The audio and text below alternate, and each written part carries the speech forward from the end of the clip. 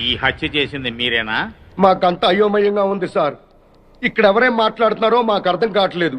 మా అంతటా మేము పోలీస్ స్టేషన్కి వెళ్ళి చూసింది చూసినట్టు సాక్ష్యం చెప్పడానికి కోర్టుకు వస్తే సాక్ష్యమా? దేని గురించి సార్? ఆనంద్ హత్య గురించి సార్. నా చెల్లెళ్ళు సీతా గీత. ఆ సీతాగీత ఉన్నారో పారిపోయారో లేచిపోయారో వాళ్ళని పట్టుకుని. ఆగండి సార్.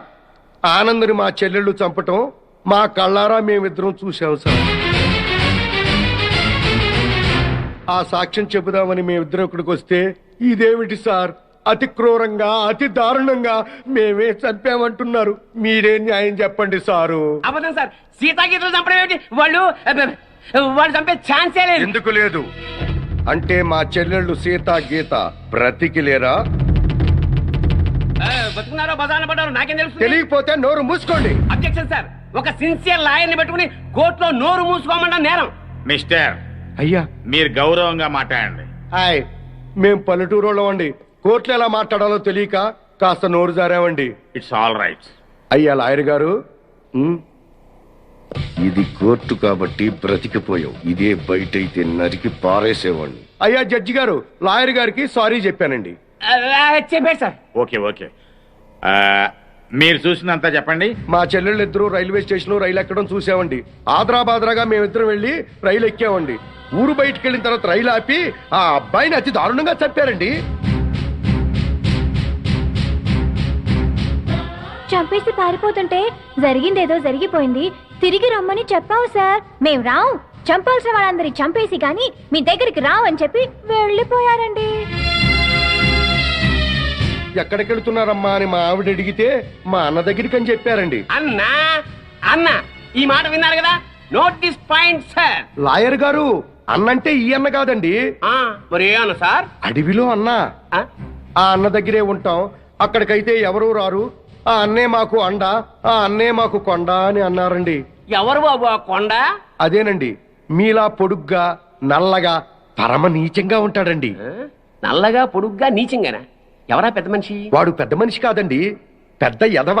వీరప్పను, మీసాల వీరప్పను. ఎలాగైనా మా అమ్మాయిల్ని పట్టుకోమని చెప్పండి సార్. మా చెల్లెలను పట్టుకుంటే వీరప్పని దొరుకుతాడు, వీరప్పని పట్టుకున్నా మా చెల్లెలు దొరుకుతారు. ఒక్క దెబ్బకి ముగ్గురు దొరుకుతారయ్యా. 3 రాష్ట్రాల సమస్య కూడా తీరిపోతుందయ్యా. మళ్ళీ ఇలాంటివన్నీ జరగకుండా ఉంటాయండి.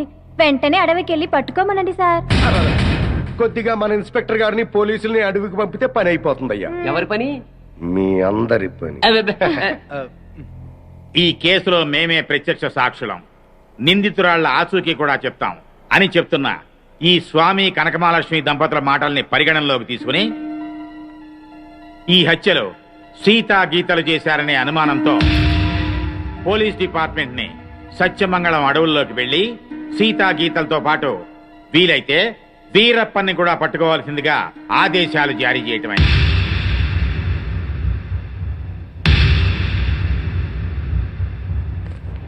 ఇన్స్పెక్టర్ గారు, ఏంటయ్యా? కాస్త మంచి రోజు చూసుకుని చెప్తారా అండి? దేనికి?